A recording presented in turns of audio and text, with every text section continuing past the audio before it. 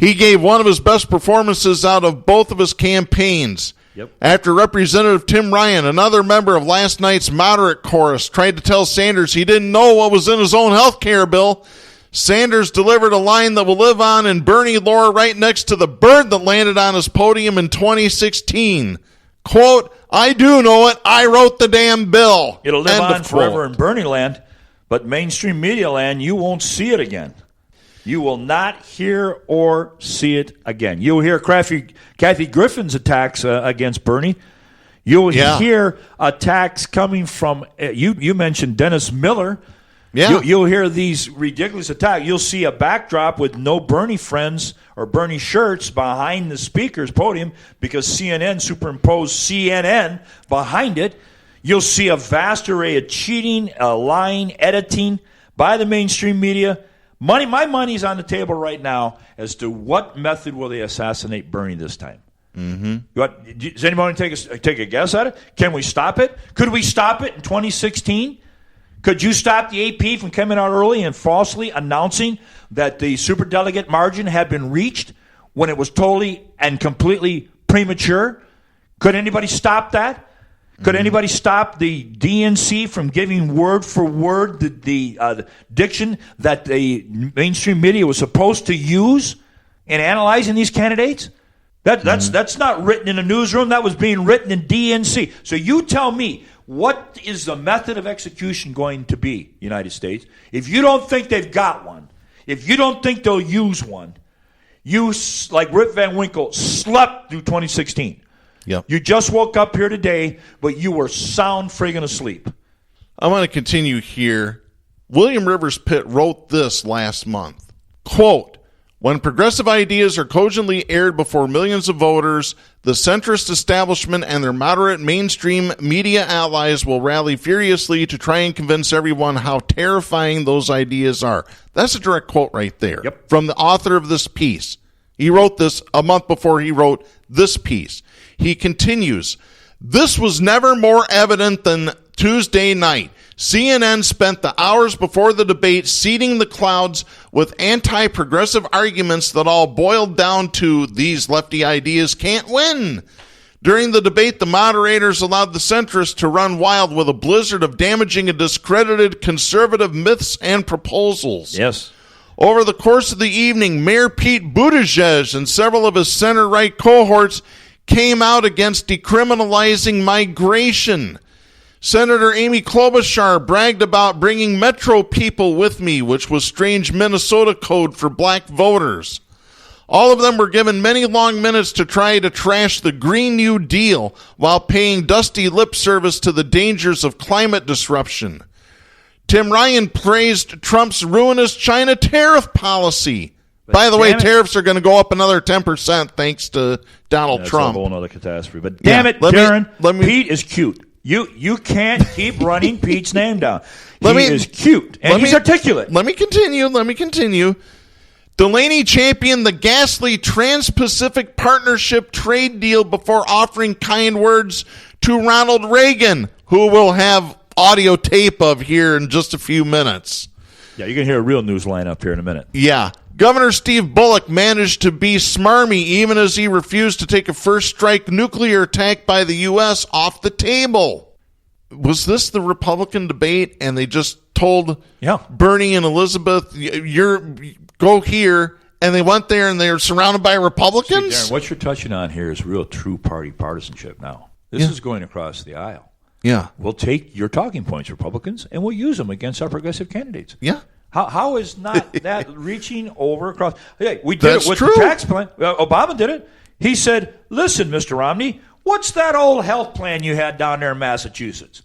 Can I borrow that? Can I borrow that Republican health plan? Yeah. That's how they get along. Compromise. It's Pepsi and Coke. That's what I think of compromise. It's bullshit. And Darren has said, matter of fact, said last week, we don't need two parties. Or excuse me. We need more parties. But the quote is simple, is that we don't need another party, or third party, I mean. We need two second party, because we've got one. We got one party. The corporate party, left and right wing. Then they're even using now the same language. Let me continue. Yet even with the deck stacked and the utterly atrocious debate format, frontrunners Sanders and Warren showed why they have earned their frontrunner status. CNN has not yet gotten the memo, but the senators from Massachusetts and Vermont clearly see how the failed centrist arguments of the past are a losing proposition to 2020. Let me repeat that. The centrist arguments of the past are a losing proposition in 2020. They are not the only ones who see that, though. Democratic poll guru Stan Greenberg advises this, quote, candidates who look like they are cautious, modulating, have their foot on the brake, are missing the moment. The country is so far away from where it was under Bill Clinton. People are desperate for government to show it can do big things. End of quote. Greenberg made his bones in politics by practicing exactly this type of tepid campaigning in Bill Clinton's election war rooms. The fact that even he is now making this argument is very worthy of note. It was a surprisingly clarifying evening.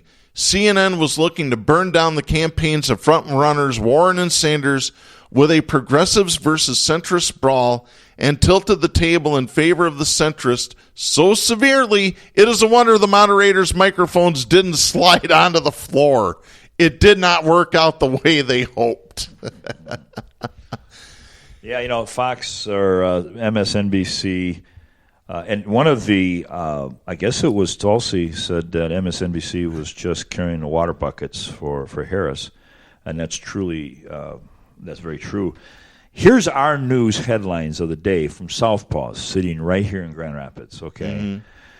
And it's a big splash. There's a board. I want you to imagine this, ladies and gentlemen, big red board behind us. Number one, at the top, it is Reagan's quotes that Africans are really like monkeys. That's at the top. Let me play the audio since we're going there. But then right beneath it, which we've already played, Bernie's quote that he wrote the damn bill. Yep. That's the number 2 headline in big red letters. Yep.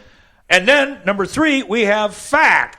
Maddow has lost 800,000 viewers in 6 months because of the phony baloney Democratic establishment bullcrap that they're putting into the Mueller report results that were a total fizzle, which we covered. Those are the kind of things the mainstream media does not dare announce. Before we play that, Darren, when I was in Prague, I was watching Al Jazeera. Mm-hmm. And nobody broke in my room and pulled me out with handcuffs, but I was watching Al Jazeera, and down in the bottom it said, United States has given, I can't remember the figure, how many millions it was, of money to dissidents down in Venezuela. It was a figure. Mm-hmm. Imagine you see MSNBC, the United States has given millions, say $150 million. I'll try and find it. 2 guerrillas down in Venezuela. That's a short little news blurb. We don't see those news blurbs. We don't hear comments that Bernie made like this one, which is, we cannot keep handing over billions to the military-industrial complex. Now, that was Uncommon Dreams, but then on MSNBC, CBS, ABC, Fox, you won't hear that stuff. The difference between news and non-news or impotent news is the difference between voters stupid enough to go vote for Donald Trump. That is the vitamin deficiency in the brain of America. That's the vitamin deficiency that causes the amnesia that forgets the things that would make a difference in history. We're going through the same war plan against Iran that we saw with Iraq. I'm no genius, but I got a memory. I can remember the false crap they threw at us, and we're seeing the same stuff now. But nobody else remembers it. And the deficiency comes because they're not getting anything near the headlines. You just heard the headlines here. Darren's going to back that up. Mm-hmm. That's what makes a critical thinker. That's a person who recognizes the progressive and says, that's who I'll vote for. I don't give a damn. I'm not a Democrat, Darren. You're not a Democrat. Not anymore. People say, well, Jack, I thought you were against party politics. Why are you so much for Bernie? Bernie, for some God-given gift, speaks the absolute progressive truth. He does. There's no other candidate that has in my lifetime. Yeah. Kennedy, Edward Kennedy, no. And you can put them all in there. And he's spoken for 50 years. Exactly. The only reason I'm even hanging around Democratic Party conversation is because of a guy named Bernie. I wouldn't be there for Cory Booker or Harris or a little beady pedo, whatever his name is. Yeah. None of these turkeys. Yeah. Before I play the clip, Reagan and Nixon talking on the phone, we've been talking about health care. This story came from GQ magazine earlier this week. This is by Luke Darby. It was published July 30th. Listen to this. We've talked about rural hospitals closing up across the country. Right. Listen to this. This is from GQ. Roughly 20% of Americans live in rural areas, including more than 13 million children, according to the last U.S. Census. And according to research and reporting by the Pittsburgh Morning Sun and its parent company Gatehouse Media, those people have been steadily losing access to hospitals for years. In Oklahoma, Georgia, South Carolina, and Mississippi, at least 52% of all rural hospitals spent more money than they made between 2011 and 2017. In Kansas, it's 64%, and 5 hospitals there shut down completely in that time. Since 2010, 106 rural hospitals have closed across the country. Another 700 are on shaky ground, and about 200 are on the verge of collapse, again, according to Gatehouse Media. Of those 106 that closed, 77 of them were in deep red states where local politicians refused the Obama administration's Medicaid expansion that came out as a result of the Affordable Care Act. In short, the federal government provided funds to expand coverage for Medicaid, a program that helps pay for health care for low-income patients. But the expansion was optional, and 14 Republican-controlled states rejected to take the money. The only state that bucked this trend? Utah. Why? Because they have a policy of shifting funds and resources from urban hospitals to rural hospitals. Their rural hospitals were among the most profitable in the country. Only 14% of rural hospitals operated at a loss. None shut down over the same time period. That was in the state of Utah. The number of rural hospitals has been shriveling for some time now. More than 200 rural hospitals closed between 1990 and 2000, according to a report from the Office of Health and Human Services. Since rural areas have been losing hospitals for decades already, every additional closure is more devastating, and even the hospitals that remain open are struggling to stay fully staffed. According to the Health Resources and Services Administration, rural parts of the U.S. need an additional 4,022 doctors to completely close their coverage gaps. Just refusing the Medicaid expansion alone doesn't completely account for the hundreds of rural hospital closures across Republican-controlled states. For one thing, medical treatment and technology has gotten more advanced, and they say that you have to go to the bigger towns for the bigger population centers to get the more advanced treatment. But here's the problem. They're leaving behind older, poorer populations that don't have the money to pay for it. Here's the fix. Single-payer universal health care. Medicare for all. Insurance. Health insurance with your auto insurance. Because typically, your employer-provided insurance will not cover injuries that you get in an auto accident. You have to have separate coverage through your auto insurance provider. You know what puts an end to that? Single-payer universal health care, Medicare for all, puts an end to it all. Well, that can't be an answer. You got to be kidding. Yeah. It can't be that simple. But it is. I know. That's the thing. It's been proven. The simple. It is so mind-numbingly simple, and people don't get it. And you know what? I want to hit this because I promised I would. My favorite saying to what you're saying right now is there's nothing more foolish than the obvious. Mm-hmm. To those who are unwilling to admit the truth. And yet there's still, I'm just going to say it. I said I was going to be controversial today. This was something I said 4 years ago when I kept hearing the naysayers, oh, Bernie isn't reaching out in Detroit. He's not reaching out in Flint. He's not reaching out to the African-American populations. He's not doing this for this group. He's not doing this for this group. Here it is. I'm going to lay it out for you, folks. You want controversy? Here it is.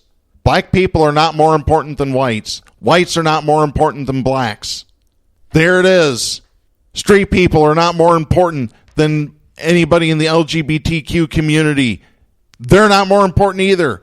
You need to look at it from the standpoint, we are all people. We need to be fighting for each other regardless of race, regardless of skin color, regardless of religion.